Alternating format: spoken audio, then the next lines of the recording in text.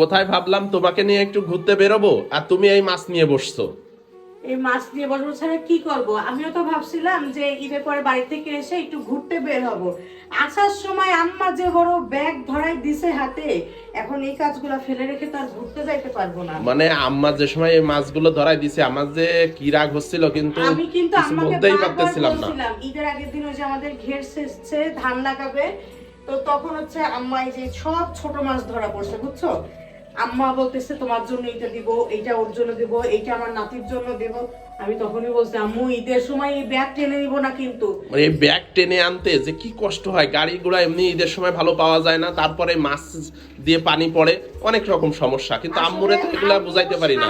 কোন চিন্তা আমাদের নিয়ে, কোনটা পছন্দ কোনটা না পছন্দ, দেখো না যাওয়ার পরেও কেমন অস্থির হয়ে যায়, কি খাবো না খাবো, কোন খাবারটা খাইলে ভালো লাগবে। এই দেখো ঘের শেষে কত বড় বড় বাগদা চিংড়ি পাইছে। এইগুলো আমি বললাম কি আচ্ছা এখন ভুনা করেন, আমরা সবাই মিলে খাই না, তুমি নিয়ে যাও, তুমি নিয়ে যেয়ে রায়ানকে খাওয়াবা। আচ্ছা ভালো কথা, তাহলে পরে নিতাম, কিন্তু ঈদের সময় নিয়ে যাইতে হবে। আমি বলছিলাম আপনার ছেলে কিন্তু চিল্লাপাল্লা করবে, কে শোনে কার কথা? বেশি চিল্লাফাল্লা করলে তো আবার আব্বু হস্তক্ষেপ করে, এই জন্য সমস্যা হয়। তা তুমি এগুলা একটু তাড়াতাড়ি গোছগাছ করো, ঈদের সময় একটু ঘুরতে বেরোবো তা না, তা তুমি এগুলা নিয়ে বসছো এখন। শোনো, এই যে মাছগুলো নিয়ে আসছি, আসার সময় গরমে গাড়িতে হচ্ছে পানি ছেড়ে দিছে, কিন্তু এখন ভাবলাম পানি ছেড়ে দিছে এই জন্য আম্মু তো সব তাড়াহুড়া করে এক এক প্যাকেটে ঢুকাইছে, এক প্যাকেটে যা পারছে সব ঢুকাইছে, না কত বড় বড় প্যাকেট। তাই তো দেখতেছি। এই এক প্যাকেট, এই এক প্যাকেট, আর অলরেডি আমি এই দেখো চিংড়ি মাছগুলো আলাদা করছি, ছোট চিংড়ি, এগুলো ভাজি খাওয়ার জন্য এগুলো আলাদা করছি, এগুলো আলাদা করছি। আর কি কি মাছ ওর ভিতরে? তেলাপিয়া মাছ আছে, রুই মাছ আছে, তারপরে এই যে ছোট ছোট বেলে মাছ, পুঁটি মাছ, তারপরে এইখানে যেটা কি জানি ও তোমরা যে খাও খরসঙ্গ মাছ না কি মাছ বলে হ্যাঁ না? হ্যাঁ হ্যাঁ, খরসঙ্গ মাছ, খরসন্ডা মাছ বলে অনেকেই।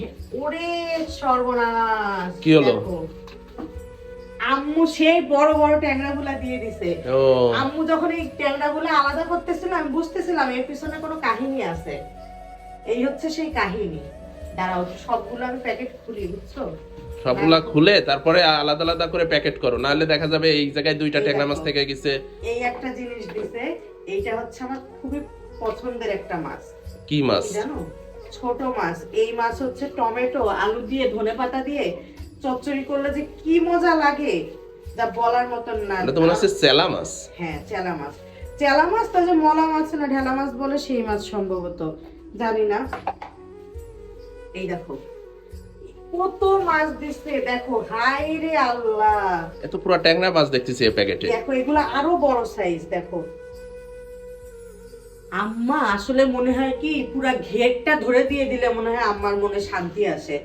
আরে হইছে কি, ওই গ্যাস ছেঁচলে তো এগুলা পাওয়া যায় এই জন্য, আর অন্য সময় পানি ভরা থাকে ওইগুলা তো এই এই ছোট ছোট মাছগুলা পাওয়া যায় না, এই জন্য তবে দিছে হয়তো একটা বা। বিষয় কি জানো, আমার নিজেকে অনেক ভাগ্যবতী মনে হয়, কারণ আমি শ্বশুর বাড়ি গেলে আমার শাশুড়ি আমাকে যেরকম ভালোবাসে, কোনটা পছন্দের খাবার কোনটা খাওয়ালে আমার ভালো লাগবে যেইভাবে দেখাশোনা করে, মনে হয় যে একদম নিজের মায়ের কাছে আসছে।